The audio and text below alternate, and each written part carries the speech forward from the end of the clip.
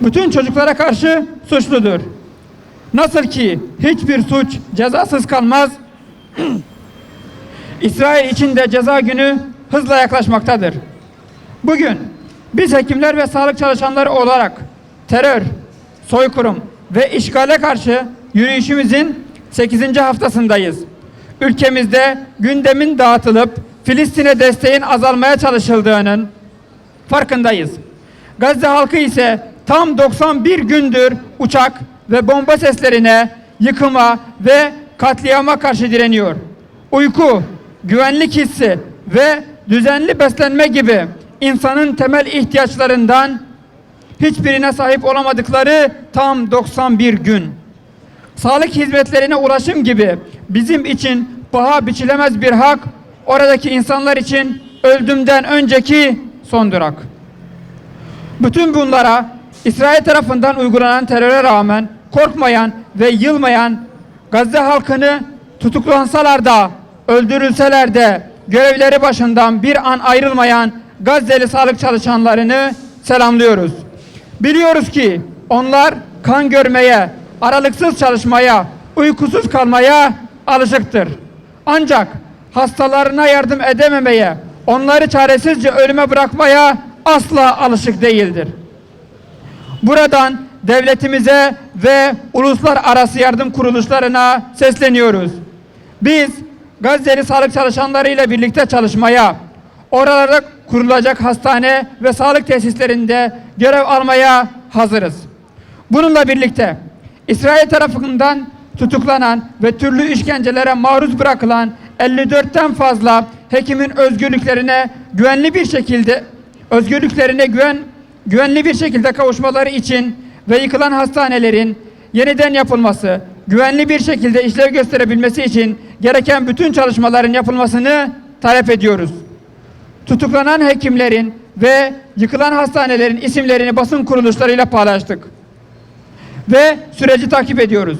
Meslektaşlarımız özgür, hastanelerimiz güvenli olana kadar durmayacağız. Sessiz yürüyüşümüz 8 haftadır Türkiye'nin her bölgesinden 35'ten fazla ilde insanlığı yaşatmaya, sağlık çalışanlarının katkısıyla devam ediyor. Biz beyaz önlüklerimizle sessizce yürüyerek bağırıyoruz. Hiçbir katilin ve hiçbir teröristin yaptığı yanına kalmadığı gibi senin de yaptıkların yanına kalmayacak İsrail.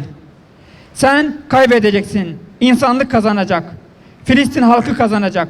Beyaz önlüklerini soykırıma karşı duvar olarak örenler kazanacak. Yıktığın hastanelerin içinde bütün insanlığın hayatını kurtarmaya devam eden Gazze'li meslektaşlarımız kazanacak. İnsanlık dışı bütün eylemlerden kurtulmak için verdiğimiz mücadeleyi sonuna kadar sürdüreceğiz. Bu minvalde tüm hekimleri, sağlık çalışanları ve vicdan sahibi insanları zulme karşı durmaya davet ediyoruz. Kanıksamayacağız, normalleştirmeyeceğiz, sabırla ve azimle zulme karşı dur diyenler olacağız. Şimdi tabii biz sağlık çalışanı olarak öncelikle görevimiz insanın sağlıklı bir şekilde yaşam sürmesini sağlamaktır. Biz bunu yaparken 7 Ekim'den bu yana İsrail katillerinin, İsrail terörünün yaşatmış olduğu insanlığa yaptığı bu soykırım veyahut da katliamlar sadece Filistin'le sınırlı olarak görmüyoruz.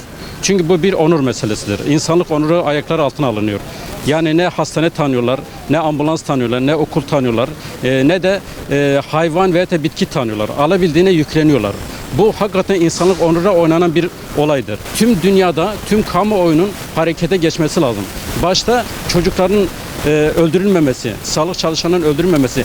Kaldı ki ben Filistin olayında kalkıp da Filistin'in bir polisini veya bir askerinin bile masum olarak öldürüldüğünü düşünüyorum. Niye? Çünkü bir vatan müdafası söz konusudur. Vatanı savunma durumu söz konusudur. Ben bir insan olarak, bir sağlık çalışanı olarak bu manada ortaya koyacağım tavır öncelikle insani kimliğimden gelir.